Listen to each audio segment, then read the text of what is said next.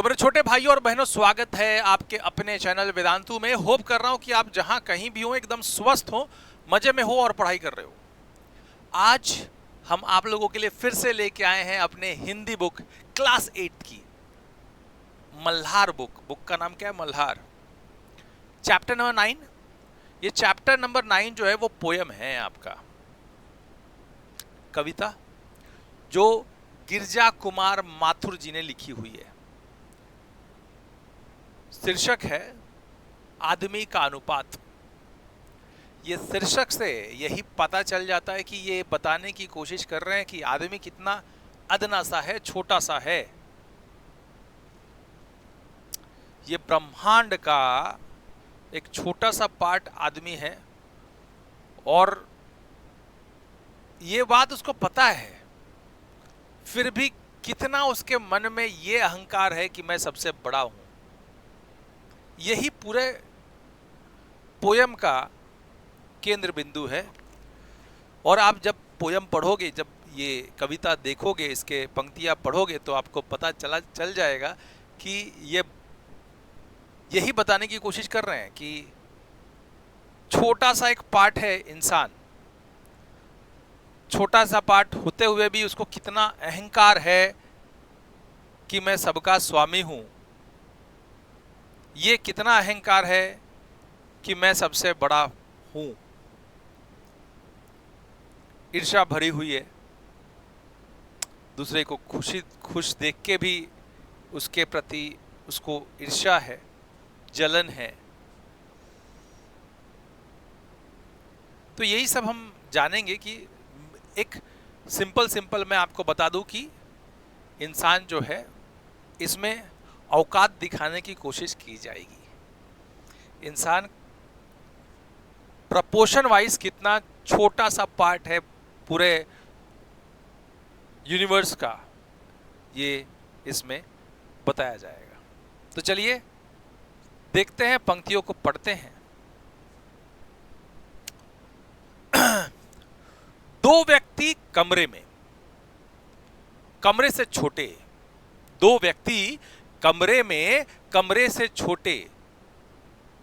कमरा है घर में, घर है मोहल्ले में, मोहल्ला है नगर में, नगर है प्रदेश में, प्रदेश कई देशों में, देश कई, पृथ्वी पर कई सारे देश हैं पृथ्वी पर। तो अब इससे क्या पता चलता है? देखो, आप एक रिवर्स गियर में आओगे जब, तो पता चलता है कि इसमें बहुत सारे देश जो है ना, वो पृथ्वी पर हैं। और बहुत सारे देश में बहुत सारे प्रदेश होंगे। देश में प्रदेश होंगे तो प्रदेश, कई सारे प्रदेश एक देश में होंगे, कई सारे नगर एक प्रदेश में होंगे, है ना। अब देखो, सिंपल सा बात, हम दो व्यक्ति हैं जो एक कमरे में रह रहे हैं। कमरा बड़ा है हमसे, सीधा सीधा बात है। अब ये कमरा जो है, हम छोटे से हैं, कमरे से हम छोटे हैं। कमरा जो है वो घर के अंदर है, घर के अंदर एक कमरा है। घर किस में लाई करता है? तुम्हारा मोहल्ले में, तो घर से बड़ा तुम्हारा मोहल्ला है। मोहल्ला नगर में लाई करता है, तो नगर से बड़ा मोहल्ला है। सॉरी, मोहल्ला से बड़ा नगर है, मोहल्ला नगर में लाई करता है। नगर जो है वो प्रदेश में होता है, बहुत सारे नगर एक प्रदेश में होते हैं। तो इसका मतलब प्रदेश नगर से बड़ा है। प्रदेश, कई सारे प्रदेश एक देश में होंगे। तो सोचो, देश प्रदेश से भी बड़ा है और कई सारे देश एक पृथ्वी पर होंगे। पृथ्वी उससे बड़ा है। तो हम कितने छोटे से हैं, हम इधर कितने छोटे से हैं। ठीक है, तो ये देख के, ये पढ़ के ही तुमको पता चल जाएगा। कौन सा कोई आउट ऑफ द बॉक्स कुछ उठा के शब्द डाले हैं, ऐसे नहीं है। दो व्यक्ति कमरे में, कमरे से छोटे। कमरा है घर में, घर है मोहल्ले में, मोहल्ला है नगर में, नगर है प्रदेश में, प्रदेश कई देशों में, देश कई प्रदेशों, पृथ्वी पर। अब इसका हम शब्दों का अर्थ समझते हैं। मोहल्ला मतलब शहर या कस्बा, एक भाग, कस्बे का एक भाग इस शहर, शहर या कस्बे का एक भाग इस मोहल्ला। हम ये मोहल्ले में रहते हैं, हम वो मोहल्ले में, मोहल्ला। नगर मीन्स शहर, कस्बे एक बड़ी बस्ती, सिटी। प्रदेश मीन्स व्हाट, आप बोल सकते हो एक स्टेट, है ना। सो राज्य। देश मतलब yes, India is a nation. Then देश तो पता चल गया। अब पाकिस्तान एक देश है, लेकिन टेररिस्ट देश है, उसको नाम भी मतलब उसका। चाइना इज अ देश, अगेन वो हमारे से एंटी है, पता नहीं, बोलता कुछ है करता कुछ है। सो दैट इज अ देश। पृथ्वी हमारा ग्रह जिस पे हम रहते हैं, आवर अर्थ इज अ पृथ्वी। देन इसकी व्याख्या की बात करूं तो उपर्युक्त ये पंक्तियां जो दी हुई हैं, कवि कहते हैं कि दो व्यक्ति एक कमरे में रहते हैं और वो आकार में उस कमरे से छोटे हैं। वह चारों ओर से दीवारों से घिरा छायादार कक्ष है, घर का एक हिस्सा। कक्ष मतलब एक रूम में दो व्यक्ति हैं, रूम दो व्यक्ति से बड़ा है, कक्ष दो व्यक्ति से बड़ा है, कक्ष जो है दीवारों से घिरा हुआ है, घर का एक हिस्सा है, एक घर का एक हिस्सा मात्र है। घर जो है मोहल्ले में है, मोहल्ला अर्थात कस्बा,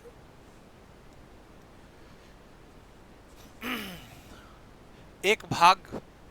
मोहल्ला नगर अर्थात शहर में है, मोहल्ला शहर में है, एक नगर में है। नगर एक प्रदेश में, एक राज्य में है। प्रदेश देश में है और कई देश मिलकर एक पृथ्वी पर स्थित हैं। उपर्युक्त पंक्तियों से पता चलता है कि मनुष्य एक विशाल दुनिया का एक छोटा सा हिस्सा मात्र है।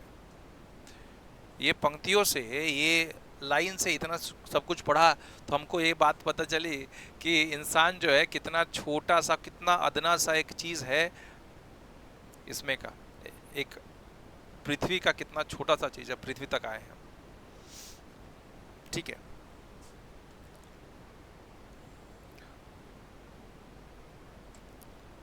अगला जब देख रहे हैं, अगले पंक्तियां बहुत महत्वपूर्ण है, पढ़ना उसको वापस से वही वे में पढ़ो। अनगिनत क्षेत्रों में पृथ्वी एक छोटी, करोड़ों में एक ही। अनगिनत नक्षत्रों में पृथ्वी एक छोटी, करोड़ों में एक ही, सबको समेटे है, परिधि नभ गंगा है, परिधि नभ गंगा है। लाखों ब्रह्मांडों में अपना एक ब्रह्मांड, हर ब्रह्मांड में कितनी ही पृथ्वियां, कितनी ही भूमियां, कितनी ही सृष्टियां, यह है अनुपात। पहले हमने क्या देखा, हम छोटे से दो जन, हमसे बड़ा कमरा, कमरे से बड़ा मोहल्ला, कमरे से बड़ा घर, घर से बड़ा मोहल्ला, मोहल्ला जो है शहर में है, शहर एक स्टेट में है, एक स्टेट कंट्री में है, एक कंट्री अर्थ पे है। अनगिनत नक्षत्रों में पृथ्वी एक छोटी सी, बहुत सारे नक्षत्र में एक पृथ्वी है, करोड़ों में एक ही, सबको समेटे है, परिनिधि नभ गंगा की। लाखों ब्रह्मांड में अपना एक ब्रह्मांड, हर ब्रह्मांड में कितनी ही पृथ्वियां, कितनी ही भूमियां, कितनी ही सृष्टियां, यह है अनुपात। मतलब कितने सारे ये नक्षत्रों में, अनगिनत नक्षत्र में एक पृथ्वी होती है छोटी सी, तो कितने सारे नक्षत्र हैं, उसमें एक पृथ्वी होगी। करोड़ों में एक ही, सबको समेटे है, परिनिधि नभ गंगा की। लाखों ब्रह्मांड में, लाखों ब्रह्मांड में अपना एक ब्रह्मांड, लाखों ब्रह्मांड है, उसमें एक ब्रह्मांड में ये, हर ब्रह्मांड में उसका एक पृथ्वी होगा। मतलब कितनी सारी पृथ्वियां भी हैं, कितनी ही भूमियां होंगी, अगर पृथ्वी है तो भूमियां होंगी, कितनी ही सृष्टियां होंगी, और ये सृष्टि में हम रहने वाले इतना छोटा सा इंसान। तो सोचो कि अगर हम पूरा का पूरा विश्लेषण करें तो एक बहुत बड़ा गैलेक्सी है, वो उसमें बहुत सारा मिल्की वे है, उसमें एक पृथ्वी कहीं होगा, तो बहुत सारे गैलेक्सी में, हर एक गैलेक्सी में उसका खुद का पृथ्वी होगा कि नहीं होगा।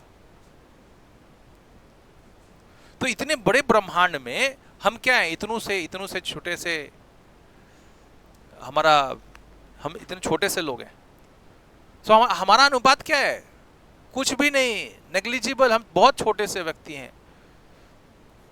ठीक है, तो ये देखते हैं हम लोग इसका अब क्या बोल रहा है। तो बहुत बड़ा चीज नहीं बताया है, मतलब बहुत बड़ा चीज जो है एकदम सिंपल लाइन बताया, लाइन बहुत ये नहीं है। अब कैसे है कि ऐसा वर्ड्स नहीं आया कि जो आपको समझ में ना आए तो सीधा सीधा वर्ड लिखे हुए हैं, लेकिन बात बहुत गहराई वाली की है उन्होंने।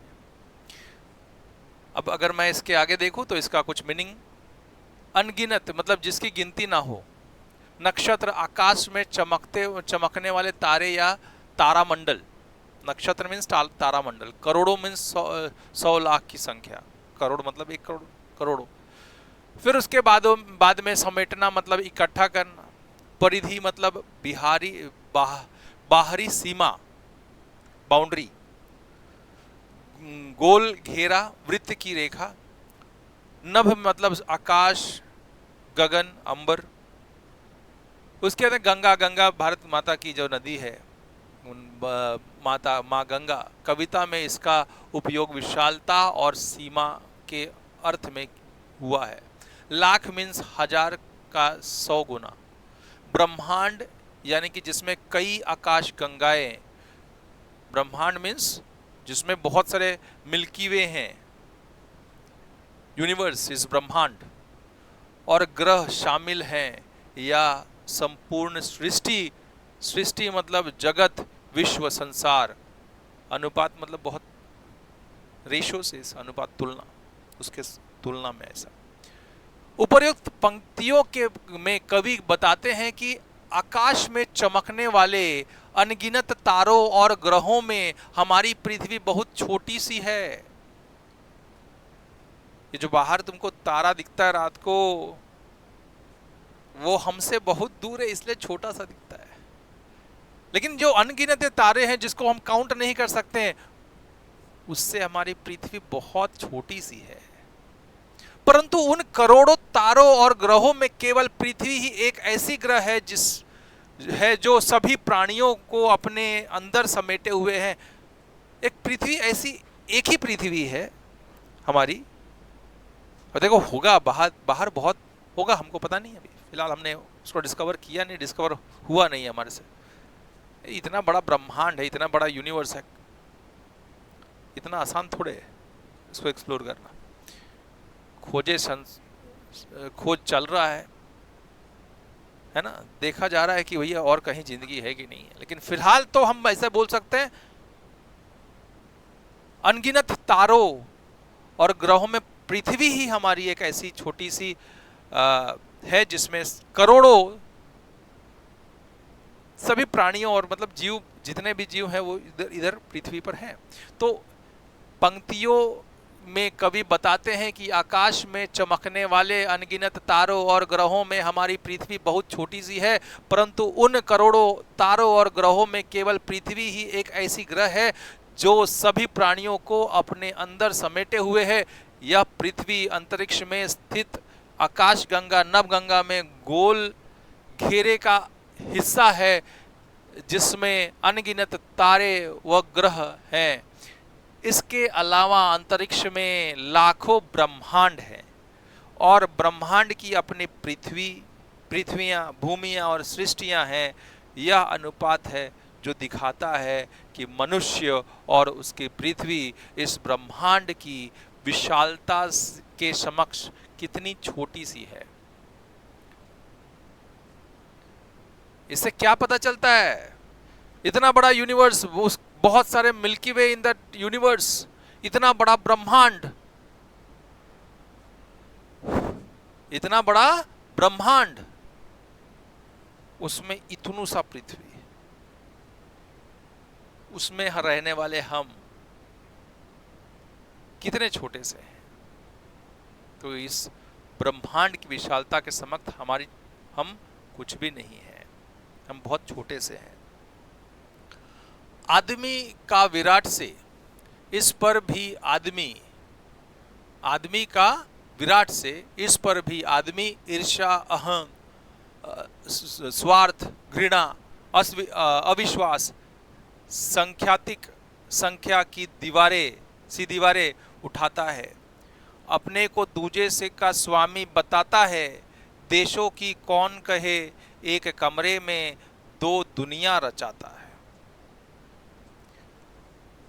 आदमी का विराट से इस पर भी आदमी ईर्ष्या, अहंग मतलब अहंकार, स्वार्थ, घृणा, अविश्वास, संख्या सी दीवार, बहुत सारी दीवार उठाता है, अपने को दूजे का स्वामी बताता है, देश को कौन कहे, एक कमरे में दो दीवारें बनाता है, मतलब रचाता है। अब इसका मतलब क्या है? आदमी छोटा सा है ना, लेकिन खुद को बड़ा बताता है। इसमें किसी को खुश देख के उसको ईर्ष्या होती है, उसको ये अहंकार है कि मैं उससे बड़ा हूं। स्वार्थी है इंसान, दूसरे से घृणा करता है और अपने आप को बड़ा बनाने के लिए दीवार उठाता है ना। तो अपने आप को अलग करने के लिए दीवार बनाता है। अब इतना ही नहीं कि बगल वाले से हम ईर्ष्या कर रहे हैं या घृणा कर रहे हैं तो हम घर में अपने एक दीवार बना के अपने घर में रहे। घर के अंदर भी क्या है, दो व्यक्ति हैं तो क्या उनके अंदर झगड़ा नहीं होता है? होता है। वो भी उसमें से बोले मैं बड़ा हूं और वो दूसरा बोलेगा कि मैं बड़ा हूं। तो सब अपने आप को बड़ा समझते हैं और अपने आप को दूसरे का स्वामी बताते हैं, और इसलिए कमरे में भी एकता नहीं है। कमरे में भी, घर के अंदर भी दो दुनिया चल रही है भाई, अलग अलग चीजों का अलग अलग सोच है सबका। तो आदमी का विराट से इस पर भी आदमी ईर्ष्या, मतलब देखो आदमी कितना छोटा सा है और इस पे भी इंसान जो है दूसरे से ईर्ष्या करता है, अहंकार करता है, अहंकारी है इंसान, स्वार्थपूर्ण है, घृणा है, अविश्वास है दूसरे के लिए, बहुत सारे ये सब अपने आप को बड़ा बनाने के लिए उसने बहुत सारी दीवारें बना के रखी हैं। अपने आप को अलग दिखाने के लिए, अपने आप को बड़ा दिखाने के लिए बहुत सारी दीवार बना दी है अपने अगल बगल में उसने। तो दीवार ही है ना। अब देखते हैं इसका मतलब।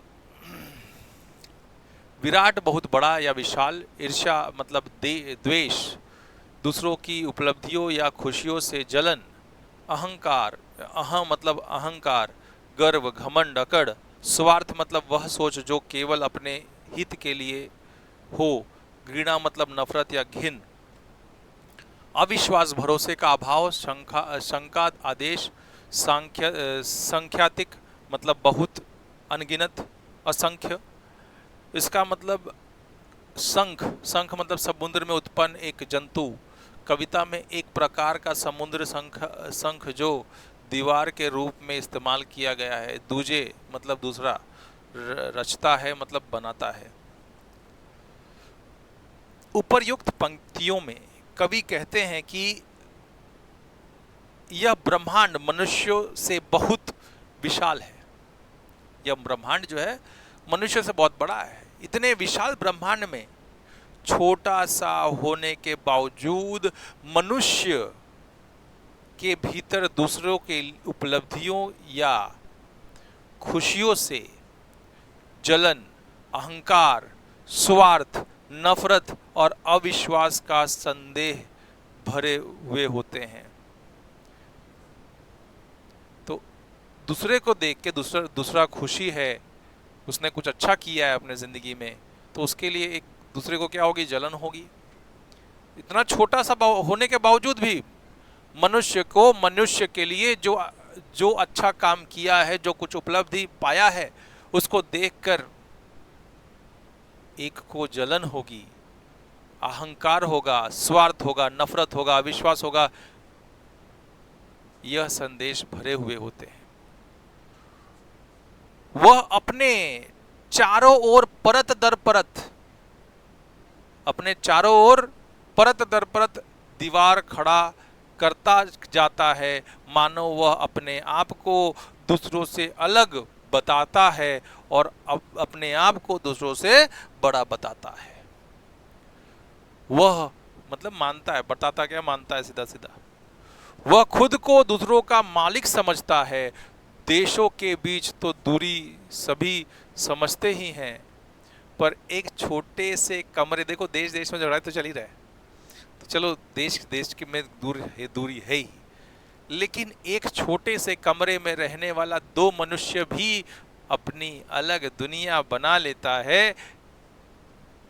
कहने का तात्पर्य यह है कि मनुष्य अपने आप को दूसरे से अलग समझता है, बड़ा समझता है, जिस वजह से एक कमरे में रहने वाले दो व्यक्ति मिलजुल कर नहीं रह पाते, क्योंकि वो एक दूसरे से खुद को बड़ा समझते हैं। इसलिए एक ही कमरे में रह रहे हैं, लेकिन एक साथ मिलजुल कर नहीं रह पाते। तो ये जो कविता है, इसमें यही आप मुख्य तौर पर ले सकते हो कि इसमें यही बताया गया, सीधा सीधा बात है, इसमें यही बताया गया है कि तुम ये जगत से बड़े नहीं हो, तुम ये यूनिवर्स से बड़े नहीं हो, तुम ये यूनिवर्स में इतने छोटे से चीज हो, इतने छोटे से प्राणी हो। ये इसमें यही बताया गया है कि एकदम अदना सा प्राणी हो आप, लेकिन आपको अहंकार इतना ज्यादा है कि आप खुद को सबसे बड़ा समझते हो, जबकि जब आप देखोगे, आपकी आंखें खुलेंगी तो आपको पता चलेगा आप इतने से हो इस ब्रह्मांड में। तो अहंकार मत करो, किसी के प्रति घृणा मत करो, किसी के प्रति ईर्ष्या मत रखो। यही ये कविता का संदेश है। साथ में रहो, मिलजुल कर रहो, यही ये कविता का संदेश है। एक दूसरे को हेल्प करो, साथ में रहने का मजा ही कुछ और है। एक कोई बाउंड्री मत रखो, ये सब दीवार घृणा वाली, ये सब दीवार सब तोड़ दो। यही ये कविकार कहना चाहते हैं। तो गिरिराज कुमार माथुर जी मध्य प्रदेश में जन्मे थे। मध्य प्रदेश के अशोकनगर जनपद में उनका जन्म हुआ था। इनके पिताजी जो थे देवीचरण माथुर जी भी वो भी कविताएं लिखते थे। तो ऑब्वियसली मॉम डैड से तो इंस्पिरेशन मिलती है, तो इनको भी ये इंस्पिरेशन मिली है। ये आकाशवाणी में भी अलग अलग जो पद हैं वो ग्रहण कर चुके हैं, आकाशवाणी में भी काम कर चुके हैं। इनका जो जन्म हुआ 1919 से 1994 तक ये रहे हैं। ये आपको तो अभी पता चल गया कि ये आकाशवाणी में काम कर चुके हैं, बहुत सारे अलग अलग पद ग्रहण कर चुके हैं आकाशवाणी पे। फिर उसके बाद में कविताओं के अतिरिक्त उन्होंने कई नाटक, गीत, कहानी और निबंध भी लिखे हैं। उनकी कृतियाँ भी बहुत फेमस थी। तो कुछ फेमस कृतियाँ ये हैं, जिसमें मंजीर नशा और निर्माण, धूप के धान, शिलापंख चमकीले और व्यक्ति के हूँ सामने प्रमुख हैं, जिन्होंने प्रसिद्ध भावांतर गीत होंगे कामयाब, ये भी इन्होंने ही रचा है, मतलब ये रचनाकार यही हैं। सो इन्होंने बहुत कुछ काम किया है। अगेन मैं बोलूँ कि ये मल्टी टैलेंटेड हैं तो कम नहीं होगा। होप कर रहा हूँ कि ये कविता आपको समझ में आई हो, तो ज़रूर एक कमेंट कीजिएगा और लाइक तो करना बनता है, तो लाइक कर दीजिए, नए हो तो सब्सक्राइब कर लो, बहुत सारा शेयर करो, because sharing is caring, and bell icon दबा के जाओ ताकि फर्दर अपडेट्स आप लोग को मिलती रहे। मिलते हैं नेक्स्ट वीडियो में, तब तक के लिए गुड बाय, अलविदा।